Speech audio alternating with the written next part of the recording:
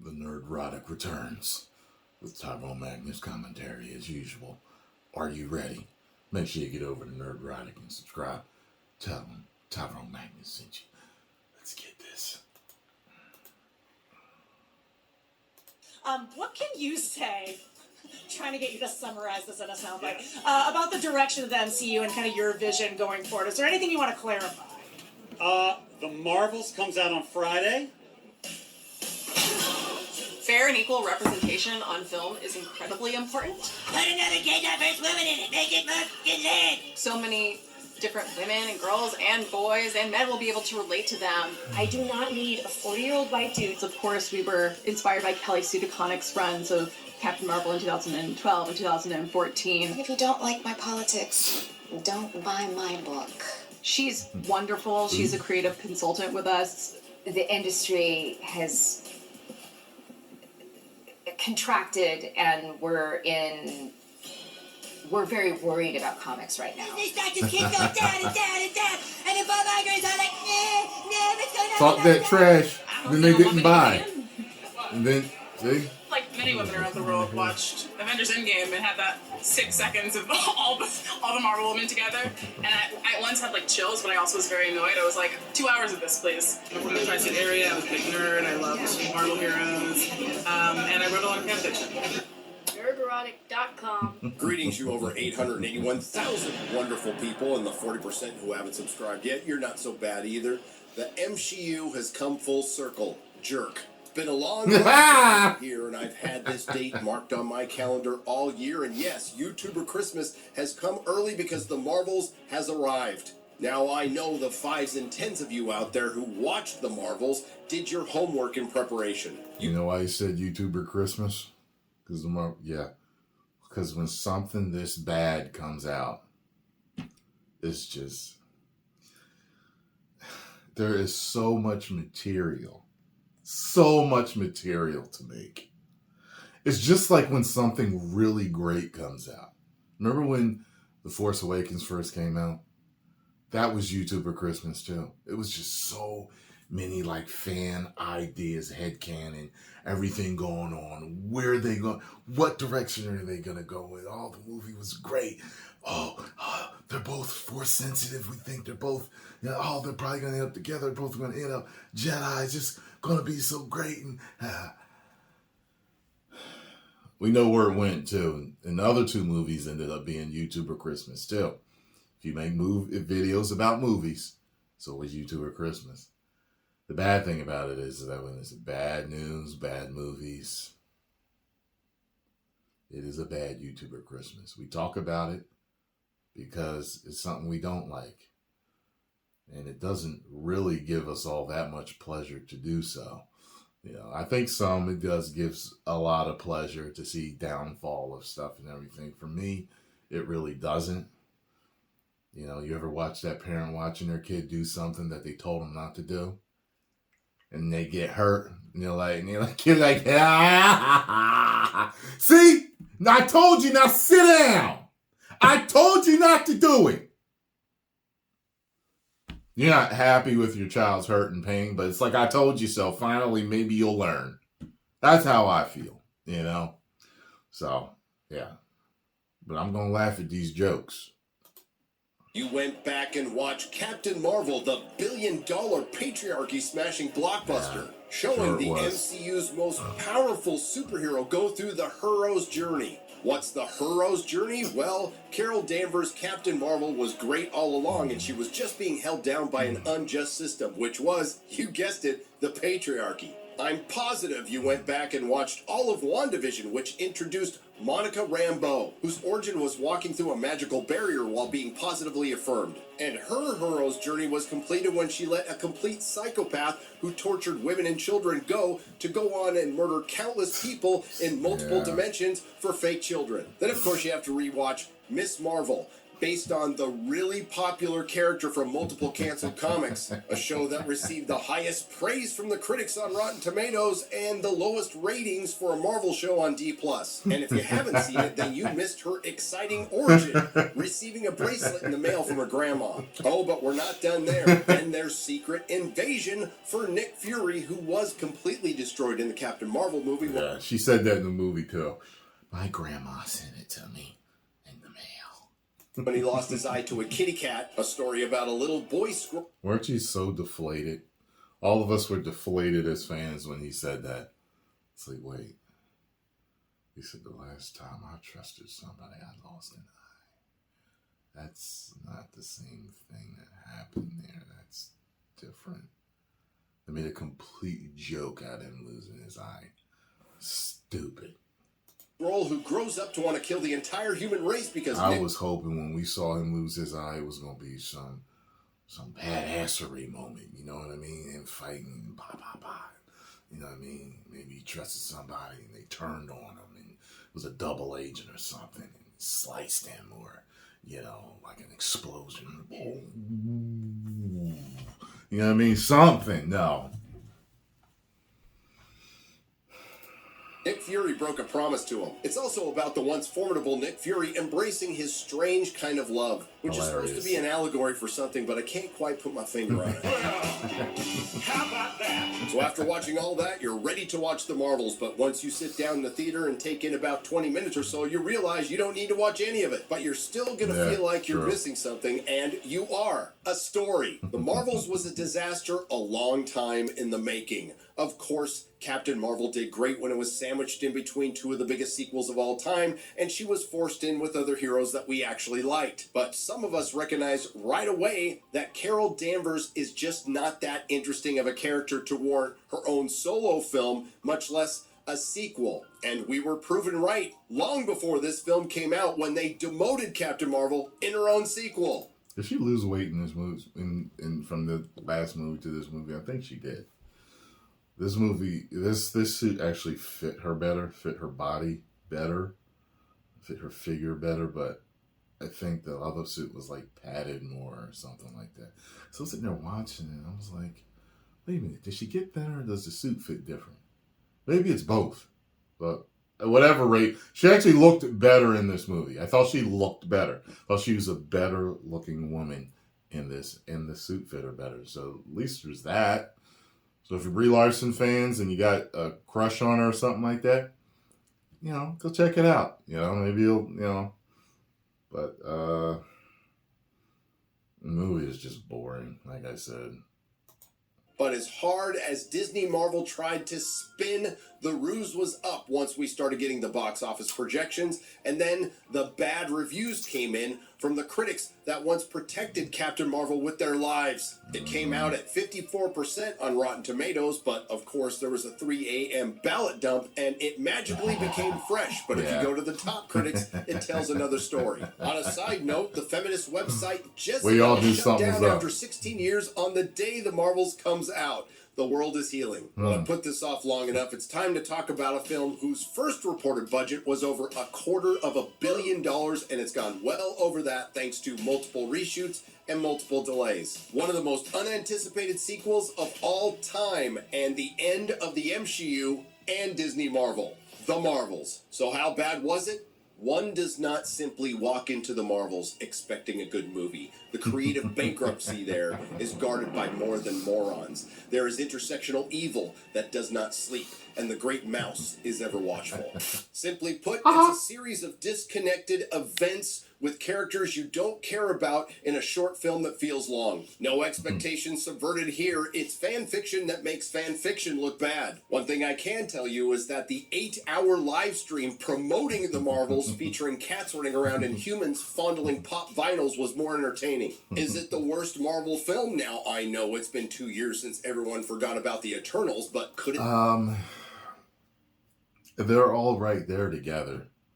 You know, I've been thinking about this, you know. By the way, I watched Jeremy Johns' review and spoiler reviews. Loved both of them. Check them out if you haven't seen them yet. I always love when I watch, you know, guys that are specifically only movie reviewers, like him or Stockman or Drinker or whatever. And I'm like, I told you, like, I'll watch their reviews after I do mine because I don't want anything to change my view or move my view. I just want to come in fresh from the movie and give my review. And I love it when I'm on point with them, when like every bullet point that I have, they hit the same bullet points. I'm like, oh, yes. Gotten better over the years at reviewing movies. Yes, indeed. I was going to say something. What was I going to say? Let me see. Would it be that bad? Maybe. But let's yeah. They're all around the same. Like if you put, Eternals and Ant-Man and the Wasp, Quantumania and this, it's like a toss-up. I actually like Thor: Love and Thunder a little bit more, so I'd put it above them, but yeah. Is due. Through Disney Marvel's push for representation, we now have 2 Marvel flops directed by diverse women. Now that's what I call progress. The Marvel starts out introducing us to a brand new villain, a gender and race swap villain from the comics, Dar-Ben. She comes off as a They did it again! cosplay who was I heard she essentially was. a dollar store Ronan the Accuser. I hated her We will teeth. call Woman Hate that the they did Accuser that from metal here on stuff out. in her She's mouth. on a mission to find the other bracelet that Kamala Khan's grandma didn't send out so she could steal the plot from Spaceballs. Just in case you watched the final Marvel's trailer before they released the film, you might be under the impression that Woman the Accuser is finishing Thanos' work. My work is inevitable. There will always be more to finish it. This is a lie. No, in truth, which is something Disney Marvel has no interest in these days, it's about a Kree girl boss wanting to steal air, water, and a sun from planets connected to Captain Marvel. I know what you're thinking. I don't remember any setup for this in all of the homework required to watch this film. Yeah. And you'd be right, because it wasn't there, and we'll get to that. In what was theoretically a good move, Disney Marvel I think that's what Jeremy said. So you felt like there was like a movie that should have. Damn it! What is?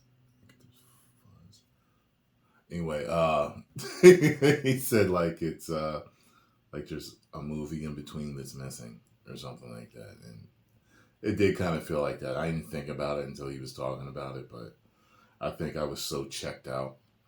Like some people try to jump on me like, you're biased. Look, you saw how bad the movie was coming.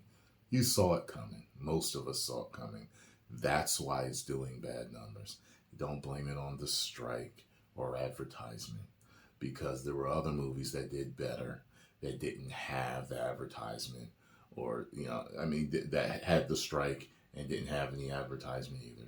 Don't try it. So it is what it is. If it was really good, word of mouth would get out there, and it's not. But y'all going in with your biases. Everyone always has their biases, no matter what. My bias is being a beaten animal by Disney. Okay, I fear their entertainment. I'm always like, they're like, come on, it's good. No, come here. And I'm like, really, it's gonna be no. I remember last time. You know what I'm saying? It's so it wasn't as bad as I thought it was going to be. Just think about it. I gave it a 2. I didn't give it a 1. I gave it a 2. And I said it wasn't acted badly. I said it was a good-looking movie. I said it wasn't a bad-looking movie.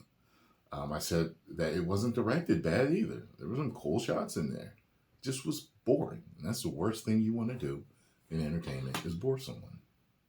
Realizing that the vast majority of you didn't watch their D+ crap, decided to give us a brief recap of just 2 of the 3 main characters. Kamala Khan gets an annoying animated sequence, and in the grand tradition of the Doctor Strange Mom memory store, Captain Marvel for some reason hung on to the scroll torture device memory tiaras from the first Captain Marvel movie, which none of you were insane enough to go back and rewatch, but is quite frankly better than this film. Just a little bit. Also, she could access exposition for the audience, which was a total waste of time because there wasn't an audience. The plot, if you want to call it one, goes something like this. After Woman the Accuser gets the one bracelet Kamala Khan's grandma forgot to send her, she opens up a portal and it doesn't close back up. This causes a surge in the intergalactic space-time jump system. A quick aside, this intergalactic space-time jump system is being monitored and controlled by Saber and Nick Fury. I seem to recall a D+ series that dropped this past summer that centered around Nick Fury's inability to find the Skrulls a home and the consequences of that. Aside from the genocide. Yeah, you guys remember when I was talking about, there were other trailers that when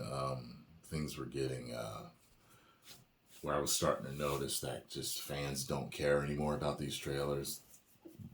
The views are low. No one cares about seeing us react to them.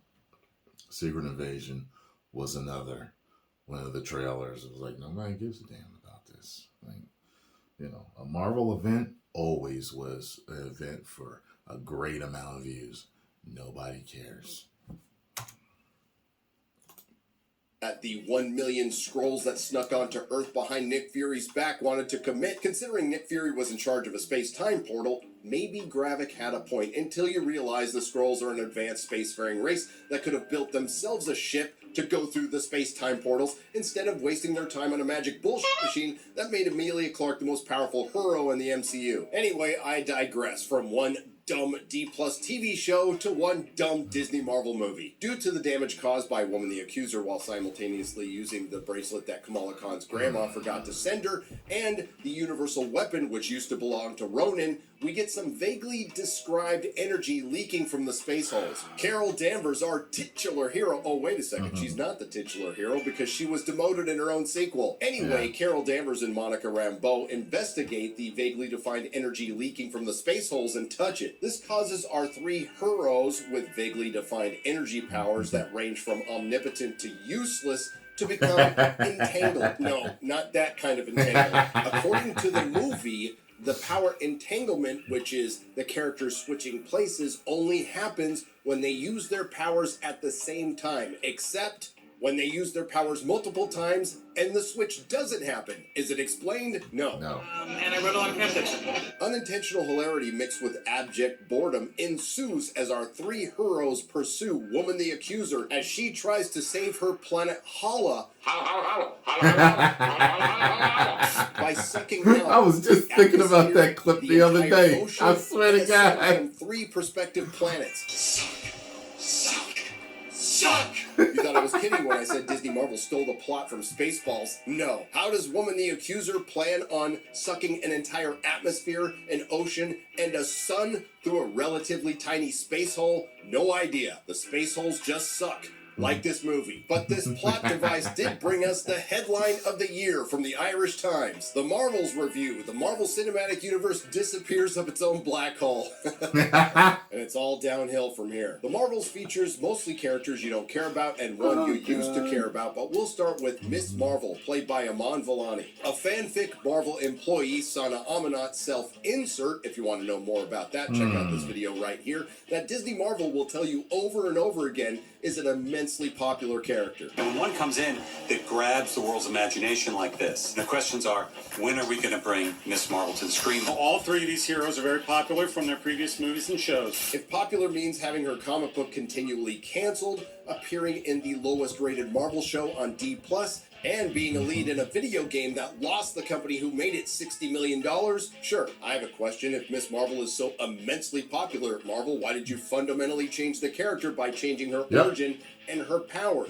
In the comics, she's an inhuman with stretchy powers. In the MCU, she has vaguely defined energy powers that are not supposed to remind you at all of Green Lantern. Iman Vellani seems like a charming young lady, but she becomes incredibly annoying in this, and no, it's not necessarily her fault. It's the fault of the inexperienced director Nia DaCosta and the horrible writers, and one of those writers is Nia DaCosta. And it's really sad when my description of how Kamala Khan got her powers, her grandma sent a bracelet in the mail, is exactly the same description the movie provides. Hey, Grandma! You think that is me in the mail? I told you! The good parts of the film out of the way, yes. That was the good. Let's get to the rest. Tiona Paris plays unnamed superhero. Is it my photon? grandma? Is it binary? Is it Sent black to girl me in the magic mail. that gets my vote? Have no idea because they didn't give her a superhero name in the superhero film. A black chocolate with. Remember when I told y'all I legitimately laughed like 6 to 8 times? That was one of the times. My grandma sent it to me in the mail. It was funny. Women with big, kinky, luscious hair. We are out here. Black girl magic! Of course, she has vaguely defined energy powers that are described like this. I legitimately laughed at that too. I can see it. And they describe her origin, quite as frankly, not as well as I did. How did you get powers? I walked through a radiation shielding barrier of a witch hex, and now I can manipulate and see all wavelengths of the electromagnetic spectrum. I'm very happy for you. I forgot to mention that she was positively affirmed as Told you, all the parts I laughed at barrier. You know, was somebody mainly should have Kamala said and her black girl parents. magic. When they were handing out kids, they gave them Black girl magic! Funny every Better. time. That's my quarter black magic in the editing room. And Tiona Paris is wasted in this like everyone else. Her character only exists to spout off technobabble because we need women in STEM. Like comparing the fractures in the space-time continuum to fracking. Basically, it stretches and reconfigures space without rupturing the continuum. Like cracking, the more holes you drill, the more destabilized the shell becomes, and then earthquake. There's also some light, forced drama with Monica Rambeau still being mad at Carol for abandoning her. By the way, no word on Monica Rambeau's dad. Considering this is the MCU, Maria Rambeau probably just made herself pregnant through female empowerment. Still, way to perpetuate a stereotype, possibility. Disney Marvel. This brings Yeah, I us to wonder the who men her in this dad film, is. and yes, there are some men. There's body positivity personal assistant who has about 2 or 3 lines. There's man bun personal assistant who has about 2 or 3 lines. There's Prince Yan, that's from the musical scene, which is nothing short of the ninth circle of hell. That scene made me miss prison. He came It's in a walking few like a lines. thug. You had He to gets see him. fight a little bit, and he provides our heroes with a costume change that look like they're designed by Helen Keller from the AIDS quilt. Then there's Nick Fury after embracing his strange kind of love in Secret Invasion and abandoning an Earth that he destabilized with a million potential radicalized Skrulls. The once formidable Nick Fury is relegated to comic relief and herding cats. I wish I was kidding. I don't know what Samuel L. Jackson was smoking to sign on to Secret Invasion and this, but his acting is atrocious along with most everyone else. He didn't even need to be in this film along with Kamala Khan's family, who were also supposed to be comic relief, but Yes, they're they going are. to leave you needing cringe relief. And yes, there are more cats in this film, and I'm sure they're all female. To be fair, they did a better acting job than the humans. The Marvels doesn't just pass the Bechdel test, it rewrites it. And now it's time to talk about potentially the worst villain in the history of the MCU. In the grand MCU He's right about tradition that. of memorable villains like Ghost and the Taskmaster, we have another gender and Yeah, race Taskmaster villain. was And yes, trash. they leaned into the South Park meme again, and not for the first time. Very menacing initially. And then you see it take the mask off, and it's like, I knew they were faking us out. I knew that they were faking us out. We know who Taskmaster is. That wasn't Taskmaster. I'm in this movie. Put another gay diverse woman in it. Make it I fun. mean, like, wouldn't it have been better from their point of view for Black Widow to beat up a man? Why didn't they keep Taskmaster man? Like, it's...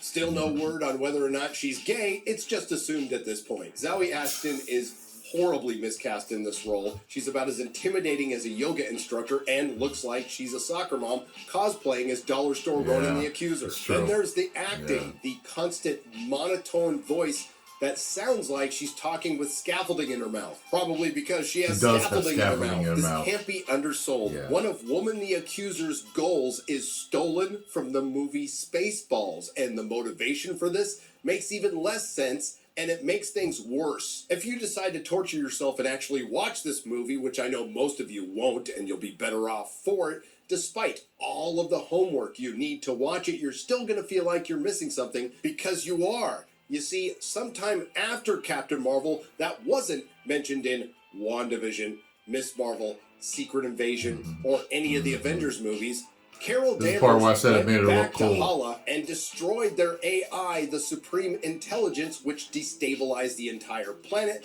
led it to a civil war that somehow exhausted the ocean, the air, and the sun. I mean, who in the hell wants He to didn't see show that? her Give me face. some Like, silly he didn't show her villain face. shenanigans and She herding looked cats. menacing. That's right. She had the helmet The on, best the glowing Captain eye. Marvel Yeah, here movie it comes. is something you'll never see. It was Let's see if told they in show a it. horrible See? CGI flash. Now she looks cool there. It turns out She that actually Magnus looks was cool, just powerful, and just menacing like there. Indiana Jones and the Dial. Where is it at anywhere else? They were chasing a MacGuffin that was never going to But I help. guess it was supposed to look like that because it was her point of view. And to her, she was a villain, so that's what.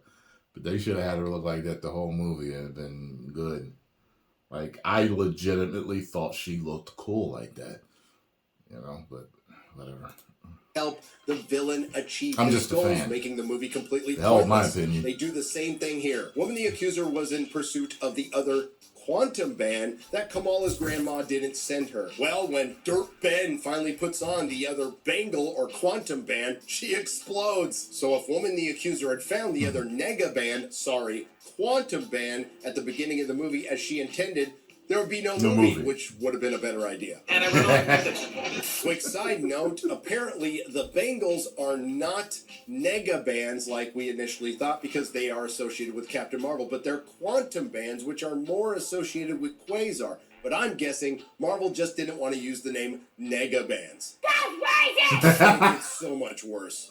Because the true villain in this story is what should have been the titular character who got demoted in her own sequel. Where's that kid Captain from? Marvel. Someone The please send me the Annihilator original who link. annihilated this film with her acting or lack thereof it. Brie Larson was just going through the motions in this movie, and yes, she is worse in this than in the first Captain Marvel movie. And I have to agree with my good friend Mahler's assessment.